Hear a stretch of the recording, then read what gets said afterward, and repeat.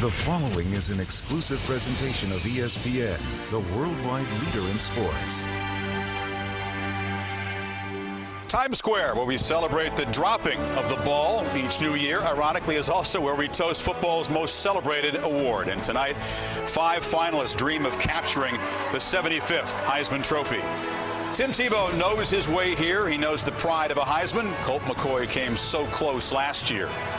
3 players who emerged at midseason also muscled their way onto the stage. And Ndamukong Suh of Nebraska, Mark Ingram of Alabama, and Toby Gerhart of Stanford. They are all heading to the Nokia Theater, where within the hour, one of them will be welcomed to football's famous fraternity.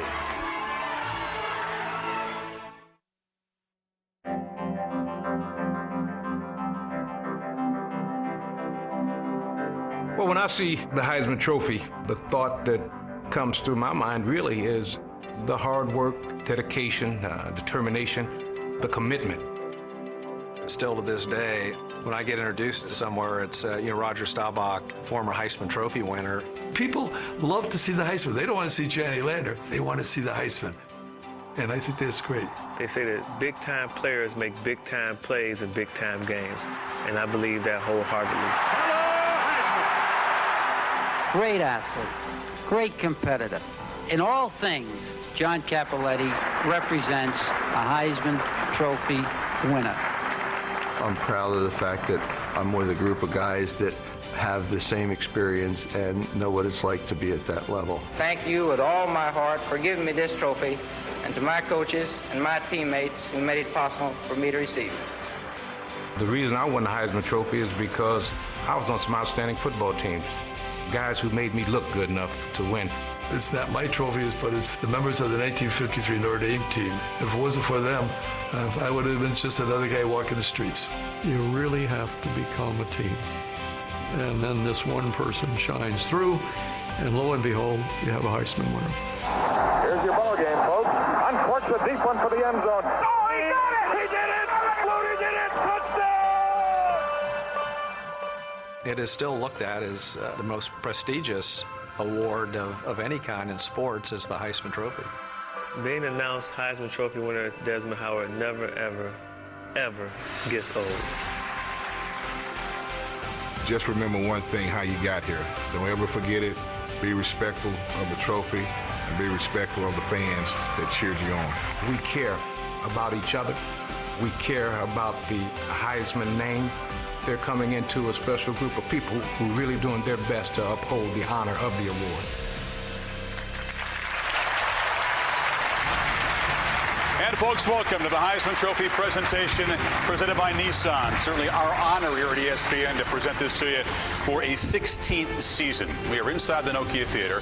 We're about 50 feet below street level in Times Square. Above it, all those people running around, all that chaos and confusion. Inside here, it seems calm, but there's also a lot of tension, a lot of suspense this season. Who's going to be? We'll find out within the next hour here. It's been an unusual Heisman race ever since Sam Bradford got hurt very early. There's been all kinds of opinions and philosophies thrown out there, old school versus new school. Tonight, we're going to have, I think, a suspenseful announcement in about 56 minutes or so. The tension of that moment, the excitement, certainly has changed a lot over the years. Dick Kazmaier, back in the 50s, he found a note in his dorm at Princeton, said, "Report to the dean," and they delivered the news to him. John Cappelletti was on set with Bob Hope, taping a special. He walked on and said, "Come with me, get in the limo, you've won the Heisman." Billy Sims was in a classroom at Oklahoma. Someone barged in with the big news. Of course, these days with the 24/7 talking heads and the tweeting and the analysis and the nitpicking and the scrutiny, to come through that and survive it as well as these 5 finalists have. The voters delivered them here with their balloting, but you have to hand it to all 5. But only one gets that thrill that our colleague Desmond Howard felt 18 years ago, that relief, that sense of pride, Desmond. Yes, CF, I'm backstage right now, and I'm on my way to the green room. That's where our 5 finalists are back there relaxing, trying to stay cool and calm. Now, we got Tim Tebow. He's been here 3 times. He's the OG of the group, so I'm sure he's about as cool as Hugh Hefner right now. But the other guys, I'm not quite sure. Now, we had some fun earlier, and hey, here we go, our 5 finalists. All suited up, ready for the big announcement. You exactly how these guys made me laugh. Jazzy, what's up, man? How you doing? Yeah. Welcome to the 75th Heisman presentation. Sue, let's say McCoy wins it. Now, promise us you're not going to rush the stage and up your total to 5.5 sacks against McCoy if he wins it. Nah, I'm a done hit. I had my opportunity in the Big 12 championship and made the most of it. Toby, where were you when you got the news? I was in the locker room of our football locker room. There's about 10 other guys with us. It came on at 3 o'clock our time. And we just started, as soon as they announced my name, everybody's like cheering, fist pumping, chest bumping. It was a ton of fun. You got the national championship game, January 7th, Heisman Trophy tonight. All the ballots are in. You don't have to be politically correct. Which one would you want to win more? The national championship. There's no doubt. I'm sure Mark would say the same thing. That's pretty special. It's hard to go undefeated in a regular season. And Mark, who's your favorite Heisman winner of all time? I'm not sure. There's been a lot of great ones. Growing up watching, I remember high school when he won it. I remember watching. In high school? I was in high school, yeah. What? I know, he was in high school when you won the Heisman. Isn't that crazy?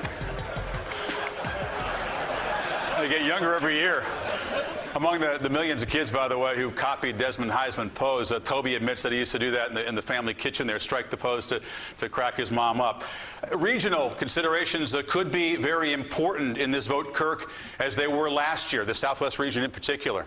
Yeah, this year we thought we'd give fans a little bit more perspective on how the voting actually works. And you mentioned it, Chris, the entire country is broken down into 6 different regions. Now, within each region, you have 145 voters. Now, what's interesting, if you think about being a voter, you've got to follow college football all year. Take things into perspective, and by the end of the year, you have an idea who you think is maybe one of the top players, and you submit 3 names: first place, second place, and third place. First place, you get 3 points, second place, 2 points, and third place, 1 point. This year's finalists, let's take a look at where they're all from. Of course, Toby Gerhart from Stanford. You almost have to assume he's going to be able to take care of the Western region and really clean up a lot of the votes. Where it gets interesting is in the Southwest region, when you have 2 guys from the same conference. I think we can assume they're going to split some votes in this region. Same concern here in the South with Mark Ingram and Tim Tebow splitting votes in that South region. You have 3 regions remaining: Mid-Atlantic, Northeast, and the Midwest, without a finalist. So we don't know necessarily who's going to be announced here in about 50 minutes. But, Lee, one thing we do know for sure, those 3 regions are going to go a long way in determining who wins the 2009 Heisman Trophy. Hey, Kirk, I really like your new toy. That's really nice. And I'm here with Jim Plunkett, the 1970 winner from Stanford. What does it mean for a Stanford player to be represented here in New York? Well, Lee, I think it's a very unique opportunity. Stanford doesn't exactly have, a lot of great seasons over the years.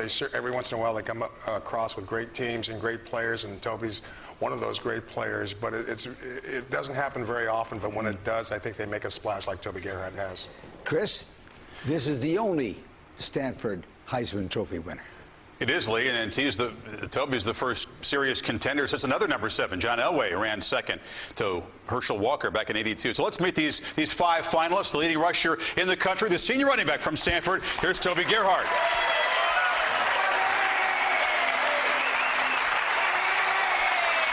He's the first defensive lineman finalist in 15 years. Big Ndamukong Suh, senior from Nebraska.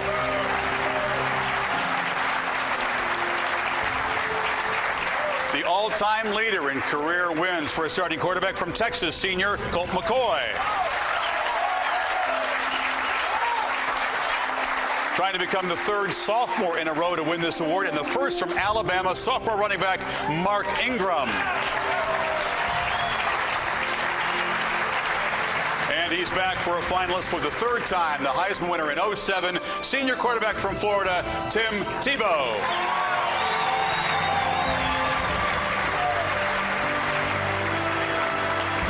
Gentlemen, welcome back. Congratulations on great seasons.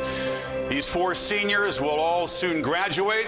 Sophomore Mark Ingram, by the way, on the dean's list, scheduled to graduate early, so they get it done on the field and in the classroom. We'll hear about all of their journeys coming up, and of course, the big announcement: who will be the 75th winner of the Heisman Trophy. Hi, I'm Carol Pisano. I'm one of the trustees responsible for shepherding the Heisman Trophy. The Trust is proud to award the trophy annually to the most outstanding college football player. The Heisman represents excellence in college football, but that's not all. The Trust is also proud of its numerous charitable endeavors, accomplished through the generosity of its sponsors, including Nissan North America, Wendy's International, ESPN, the Marriott, Jostens, and the fine work of Deloitte Touche. For a complete list of the charities supported by the Heisman, please visit Heisman.com.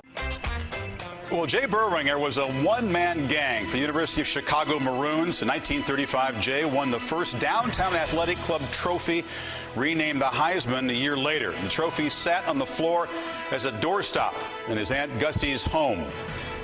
Later, the trophy gained in prestige, and Jay, of course, grew to love the honor of being the first senior member of this elite club.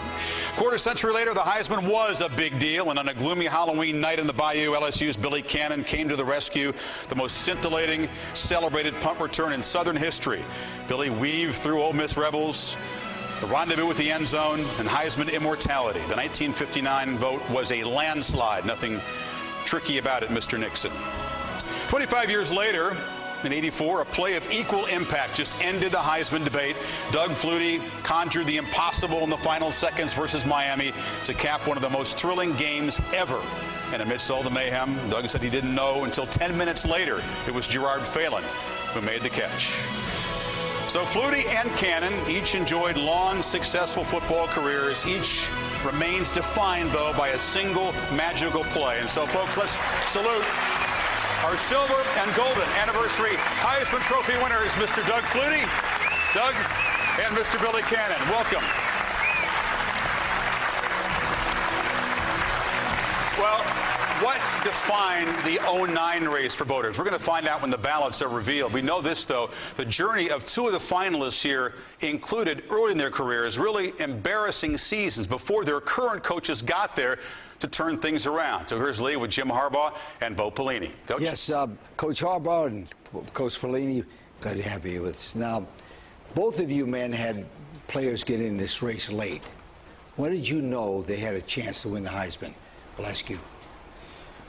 Well, I think most people would say it was our last 4 games of the year. We had a murderous row of Oregon, USC, Cal, and Notre Dame, and Toby had a great stretch in those 4 games. But I think if you took a cross-section of any 4 games that Toby's had over the last 2 years, it was the same kind of production, over 100 yards, 2, 3, 4 touchdowns in the game. A couple in that stretch, he was over 200 yards twice. So it's he never left. It was never out of the race in how we looked at it. How about you, Bo?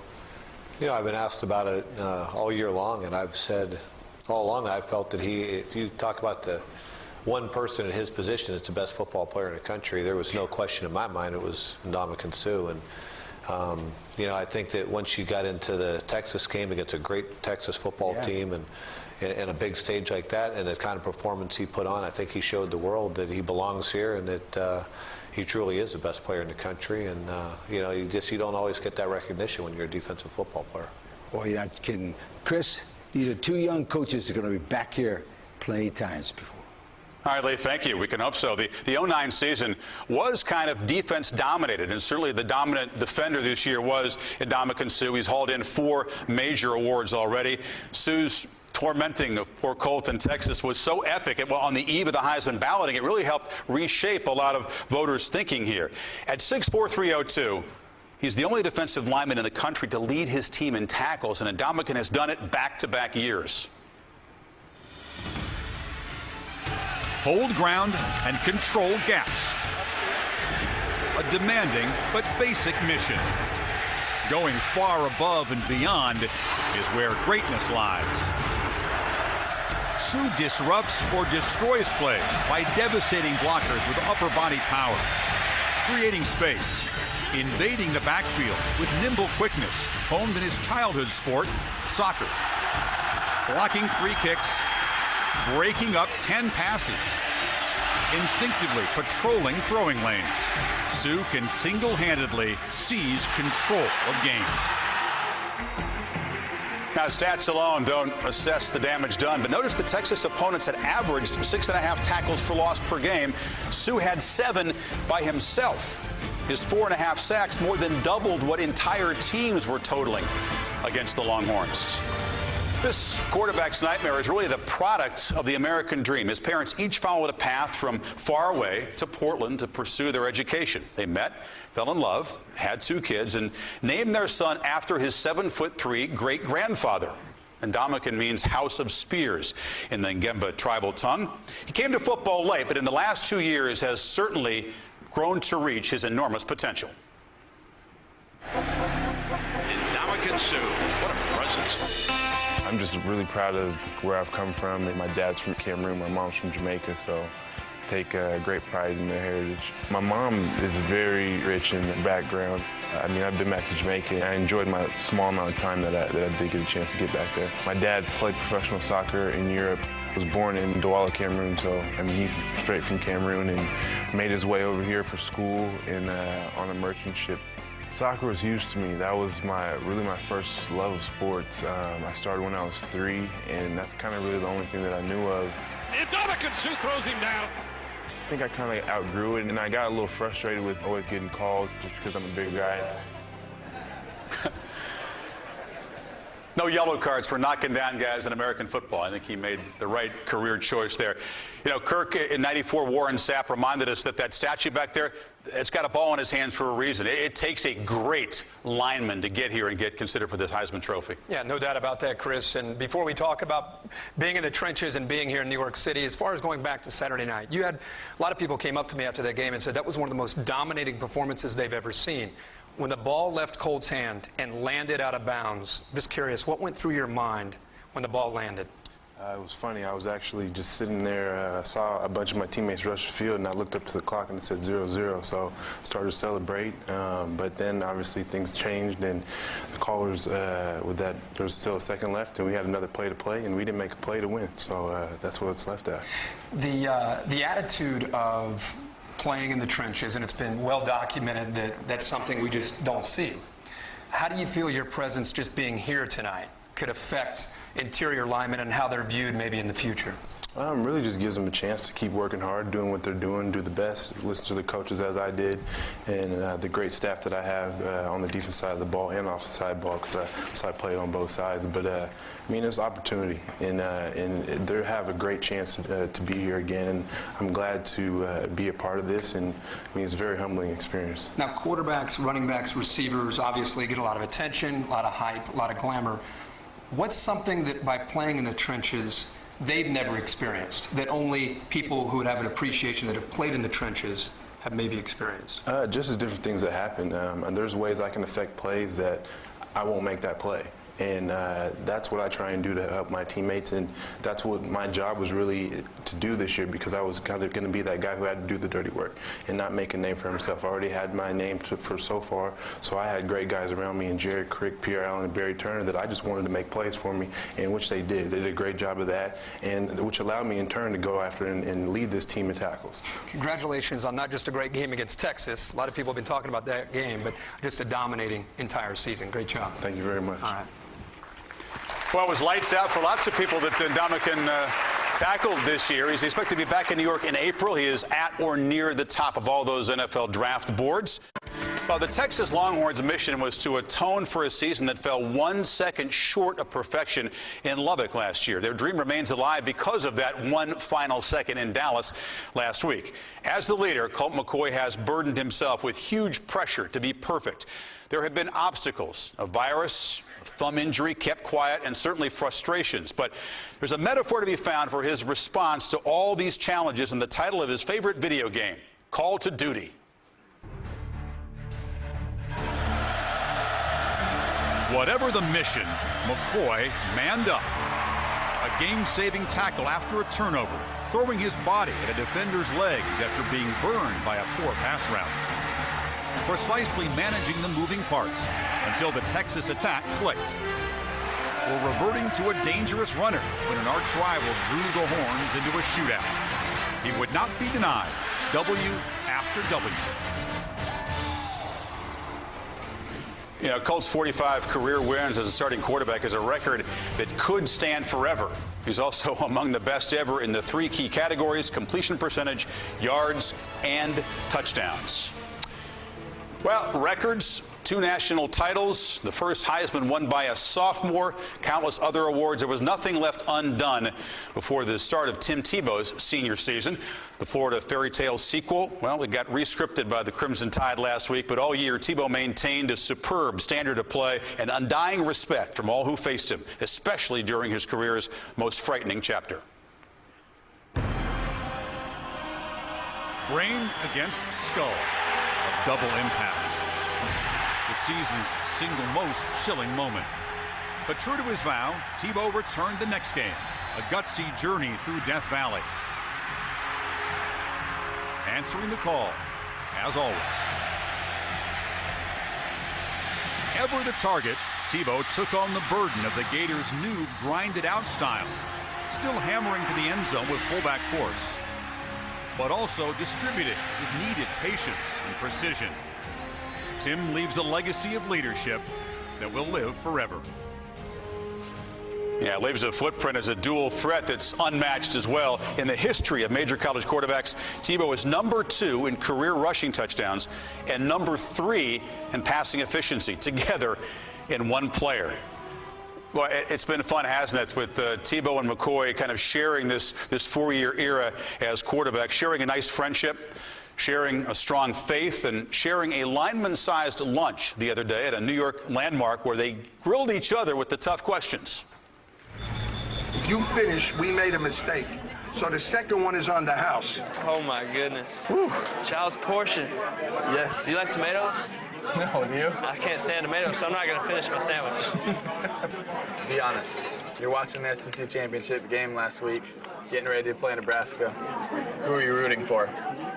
Honestly? I was rooting for you guys. If y'all won it last year, it would have been fun to play you guys. I would have. I do. I wish I was playing y'all. Let's get to the point. You got a Heisman vote. Who'd you vote for? I would really love to open up with you right now, but I'm probably not. I'm going to keep that to myself. You and your boy Sam Bradford, who did he vote for? I got a call from Sam yesterday saying I had his vote. Wait a minute, did the game end? Nebraska thinks it's over. The game's coming down to the end. When you start rolling out, what's going through your mind? Well, there's 11 seconds when I saw it. High as you can? No, not lob it as high as I can. I didn't know the rule. I thought that if you throw it past the first down marker, that's when clock stops. I knew when I threw it away that I probably had close to 2 seconds left, so I really wasn't worried about it. Where is your Heisman Trophy? In the living room at my parents' house, just kind of in the back behind all my sister's wedding pictures and everything. It's just kind of thrown in the corner there. Yeah? I'm the baby of 5, so you got to put all the older kids in front and everything. This is a serious question. Go ahead. What do I have to do to get a plaque out in front of my stadium in my name with something I said on it? I really want to know how to do that. I'm sure you have a bunch of, little Colt statues all around Texas right now. Not like that. Not in front of our stadium. Dude, you still got a lot of sandwich left. Have you touched yours? I'm working on it. You just can't tell. I mean, you're playing a good defense. You need to gain a little weight now. I know. Mount Cody, what's he, like 350 pounds? He's probably more like 4 bills. Yeah, I better eat. You're right. I saw Tim and Colt in the gym the other day working out very hard. Now I know why. That was a pretty weak effort on those 2 sandwiches, Des. There's not too many challenges these guys couldn't meet in their career. That might have been one of them. No, you're not kidding about that. I worked out them earlier, too. I seen them get after it. But, Tim and Colt, these guys, 2 fantastic college quarterbacks. Tim, I want to start with you. Look, you have a laundry list of personal accolades. You've affected many people off the field, and you have championships. As your college career comes to a close, what's the one thing you're most proud of? The relationships I have with my teammates, my coaches, and all the fans of Gator Nation. Everything has been so fun. Being here at the Heisman, winning 2 national championships, it's all been fun, but without the relationships, it would mean nothing to me. And Colt, now, you have a big game coming up January 7th against Alabama, right? That's right. You've gotten to know Tim a little bit. He played against Alabama in the SEC championship game. What have you learned from Tebow about how to attack that defense of Alabama? He's told me a few things, but I've seen them on film for myself, and we definitely have our hands full. They're a very well coached, very well prepared team, and we have our work cut out for us for sure. Now, we talked about the Heisman, we talked about the national championship earlier. What would it mean for you to bring the Heisman back to Austin? Well, I've said all along, it's truly a team award. I couldn't be here without my teammates, my coaches. I think it would be huge for our university, and I just thank God for the ability that He's given me to play for the past 4 years, and I'm so grateful for that. And I'm up here representing my teammates and all the hard work and the time and the commitment that we've put in the past 4 years. Okay, now OG Timmy, you've been here. This is your third time. What does it mean for you to be here 3 consecutive times? It's special. To be here one time was just a little bit surreal and overwhelming, and now to be back for my third time and to get to know these past Heisman winners and to be part of it and get to know these candidates, it's just truly special. And that's the one thing that I wanted to tell these guys, and being back for my third time, is just take it in. It's a great opportunity. Soak it in. Get to know these Heisman winners because they're special and they'll be part of your life. And winning this, it'll be with you for the rest of your life. Well, guys, congratulations on a great career, fantastic season, and good luck in both your bowl games. Thank you. See ya. Thanks. Yeah, these guys, with the visibility they've had, have used that in so many helpful ways in the communities all around the world. I think these two guys have helped make caring and giving back and trying to inspire others cool. So we thank you for that. We appreciate the careers on and off the field. We got a quarterback with us here tonight who won a national title, then a Heisman Trophy, came just one short of another national title, Gino Torretta. And Gino's era at Miami just followed the wildest times at the U, the 80s. Welcome back to our Heisman Trophy presentation presented by Nissan inside the Nokia Theater. The 5 finalists have gathered. The hour is approaching. We should have our winner announced in about 20 minutes. Well, the running backs here with us tonight should be smiling a little bit. Guys like Tony Dorsett, Mike Rozier, seated next to him. Archie Griffin, 2-time winner down on the end. Why? Because this decade, only one running back has won the Heisman. There were none in last year's top 5, one in the top 7 2 years ago. But in 2009, backs are back, even though the only top contender not running a spread offense is Alabama, where Mark Ingram certainly busted out of the background as a sophomore first-year starter to shoulder the load and smash the Tide's single-season rushing record. Mark is Mr. Maximum, muscling the most out of each carry, pushing to the limits his many gifts: vision, balance, strength, burst. It starts with his stout heart and strong will, a refusal to surrender to a single tackler. Ingram has carried the Tide through the rugged SEC as both clock chewer and game changer, tough and trustworthy as a blocker, receiver, and protector of the football. Just a single lost fumble in 429 career touches. Yeah, Mark was at his best versus Bama's 5 ranked opponents, averaging 201 yards from scrimmage, most of them after contact. And in those games, Ingram made 6.5 yards a pop and had 27 runs of 10+ yards. Now, Mark is named for his dad, who won a Super Bowl ring with the Giants here in New York. He grew up in Flint, Michigan, visited Alabama kind of on a whim, fell in love, and is the only Northerner on the team's roster. Now, Mark admitted to me when he first got down there, didn't know that much about this Bear Bryant fella, but he's now immersed in the Crimson Tide lore, and tonight he might create a proud new milestone.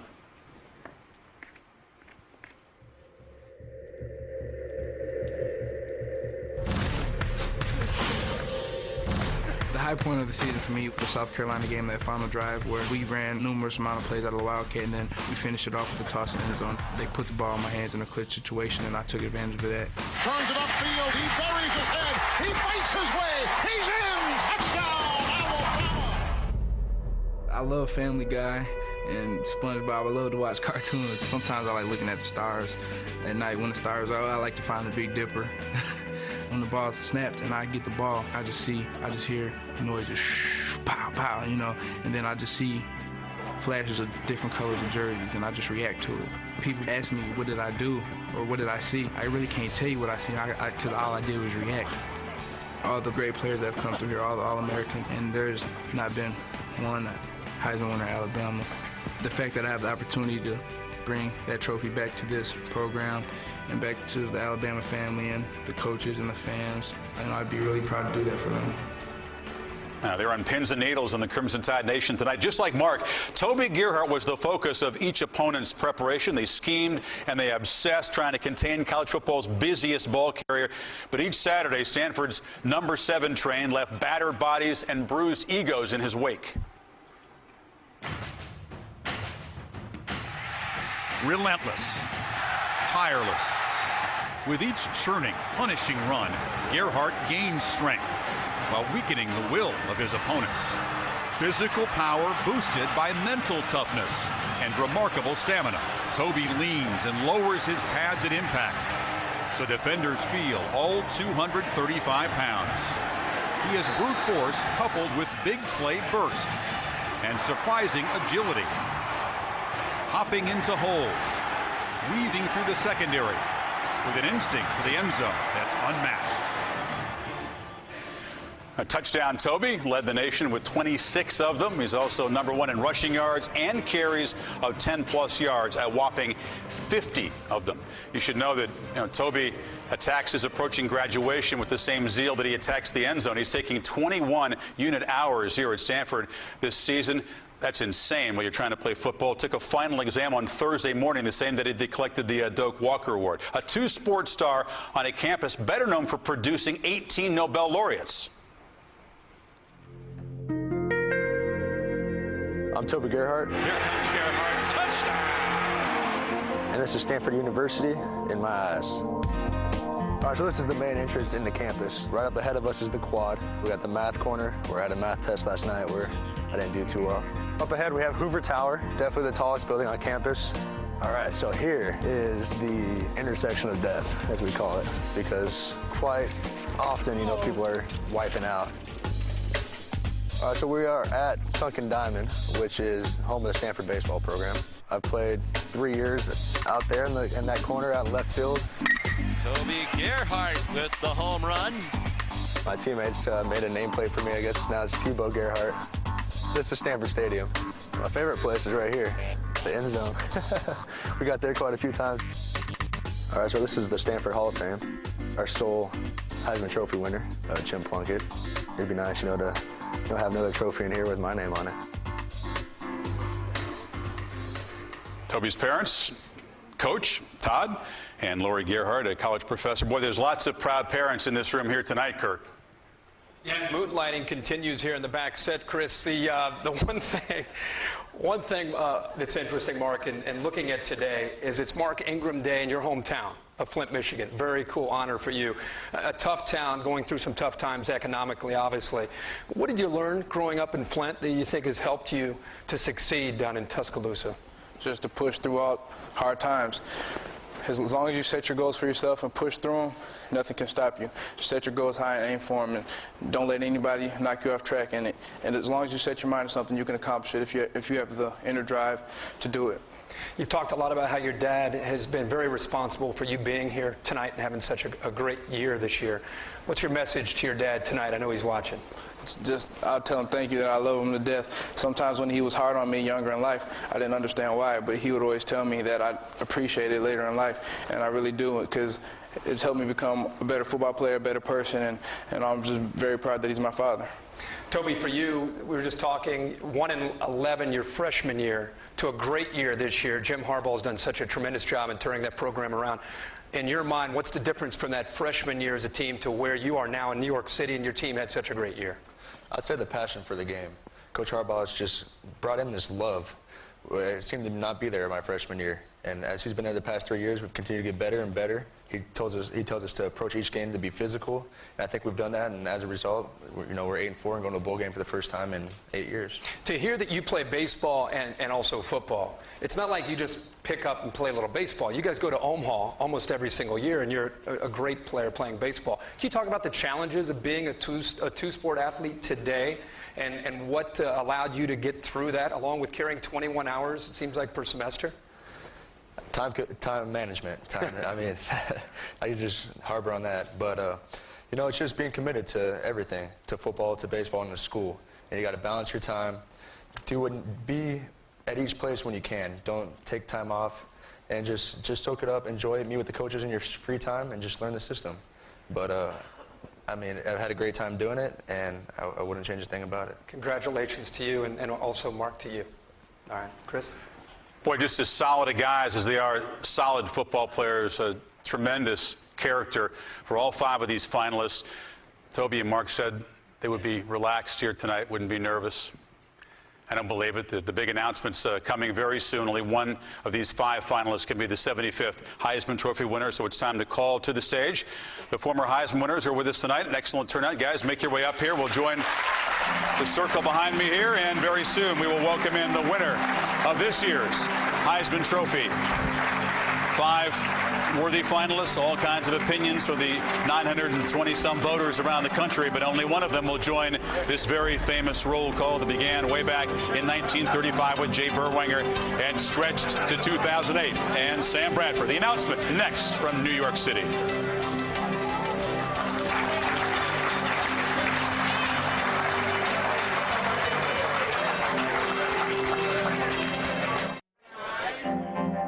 Let me tell you, this is one of the biggest moments of my life. The representative from the Downtown Athletic Club came to the Bob Hope All-American show. It was announced to the group that I had won the Heisman Trophy. I was one of 3 who was invited to New York for the announcement of the Heisman. Got to New York, and I was the only one there. Thank you with all my heart for giving me this trophy, and to my coaches and my teammates who made it possible for me to receive it. Moose Krause, our athletic director, called me up. He said, Jank, get over to my office. We just got a telephone call from New York. You won the trophy.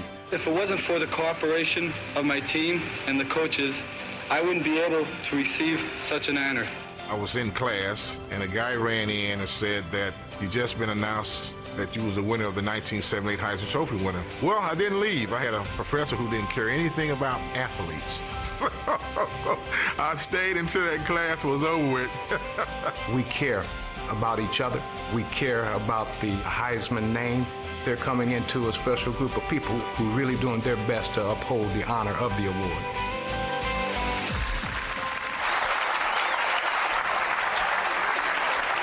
And before our big announcement, we also want to salute the 2 winners of the Wendy's High School Heisman. Malia Cali from Hammond, Louisiana.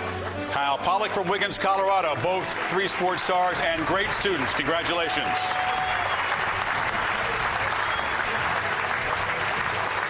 And now the moment is here. Who's it going to be? Who's going to join the 26 Heisman Trophy winners on stage behind me here from the 50s?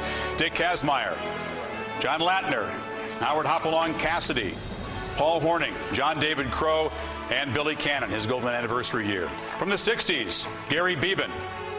From the 70s, Jim Plunkett, Pat Sullivan, Johnny Rogers, John Capoletti, Archie Griffin, Tony Dorsett, and Billy Sims.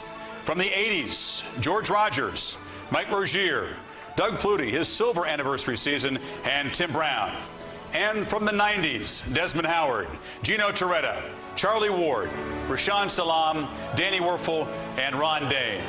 And from the 2000s, Eric Crouch, and down on his seat, of course, Tim Tebow.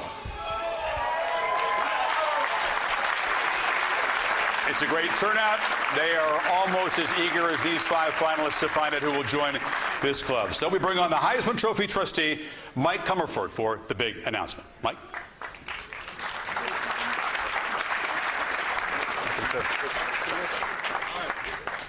Good evening, everyone. In a moment, on behalf of the Heisman trustees, I will be announcing the winner of the 2009 Heisman Trophy. Before that, though, I would like to congratulate all 5 of our candidates for their achievements on the field and the distinguished manner in which they have represented college football this year. It has been 75 years since Jay Berwanger won the first Heisman Trophy. Since that time, college football has changed in many ways, but the Heisman has remained and endures as one of the most prestigious awards in all sports. One of you tonight will be welcomed by our Heisman winners on the stage into the elite Heisman fraternity.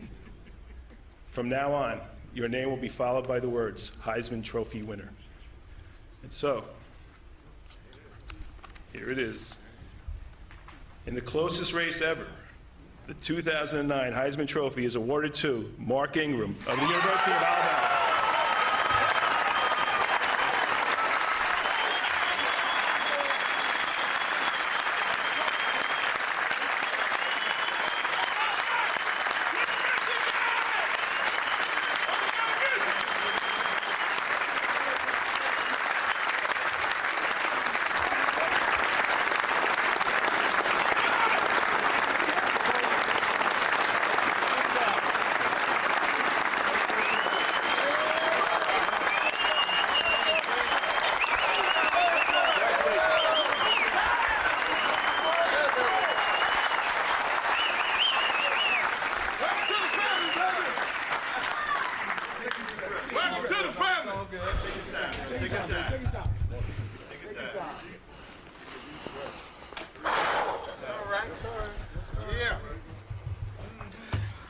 Good evening, everybody. I'm a little overwhelmed right now. I'm sorry. But it's a great honor to be a member of the Heisman fraternity. And I'm just so excited to bring Alabama their first Heisman winner.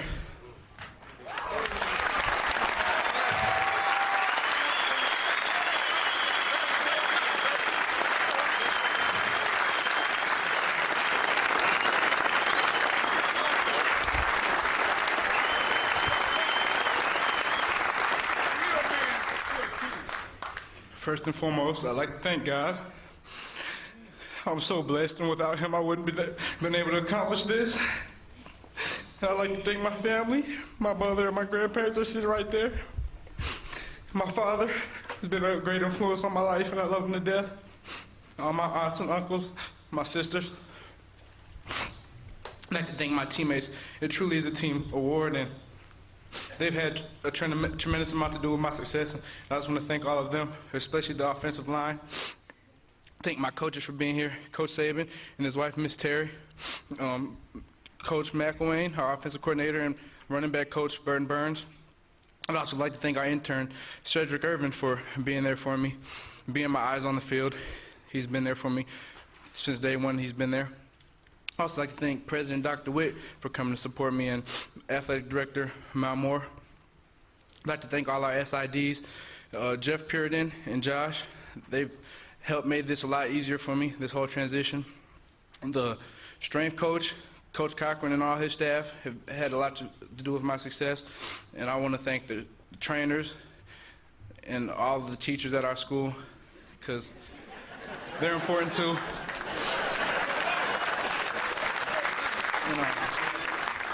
Most importantly, all these finalists right here, they were all well-deserving. They're all great players, and they've helped their teams out tremendously, and they've had tremendous seasons. What is most important to me is the relationships I developed with all of them. You see them all on TV, and it just means a lot to me to bond with them and find out the real people that they are.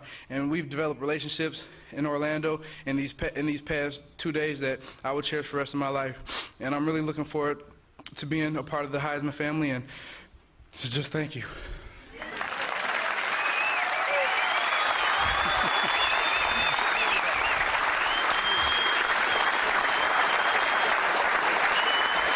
Mark, I think we can tell what it means that there's never any shame in wearing your passion and your emotions on your sleeve when you're faced with a moment like this. You'll get a trophy.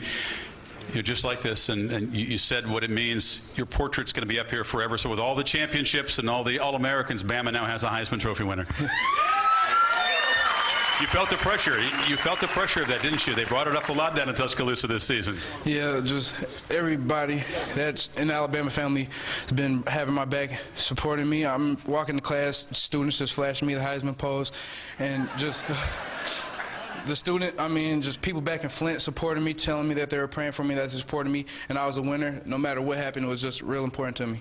Get the big win, the performance against Florida, and a big win against Auburn, but you didn't play well, and you got hurt late. Despite getting that win, were there moments when you thought, I might have blown this, I might have blown my chance?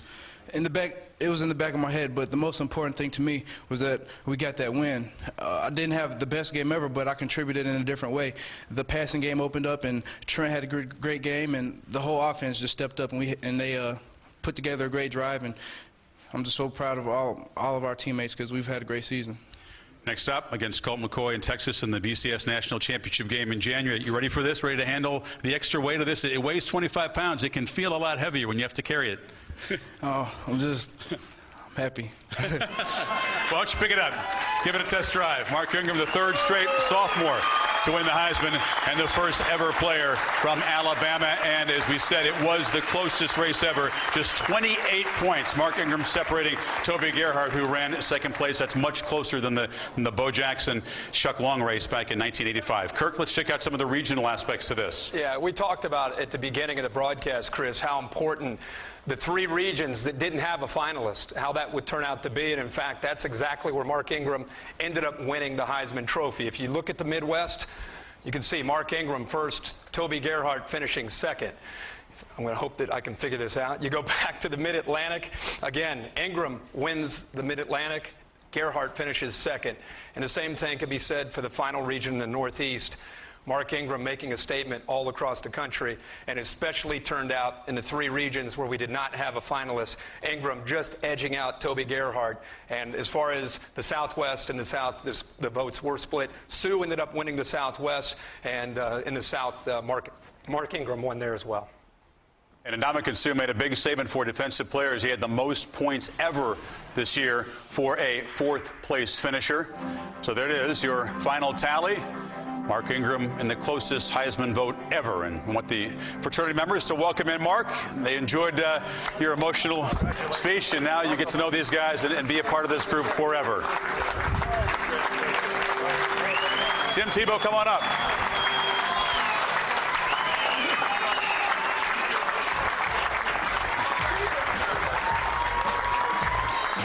First of many handshakes between this group here. We thank you for watching the presentation of the 2009 Heisman Trophy presented by Nissan from here in the Nokia Theater. Coming up next to the ESPN 30 at 30 film, The U. This has been a presentation of ESPN, the worldwide leader in sports, for Lee, Kirk, and Desmond, our entire team here in New York City. I'm Chris Fowler. So long from New York City. Mark Ingram, your 2009 Heisman Trophy winner, a first for the University of Alabama.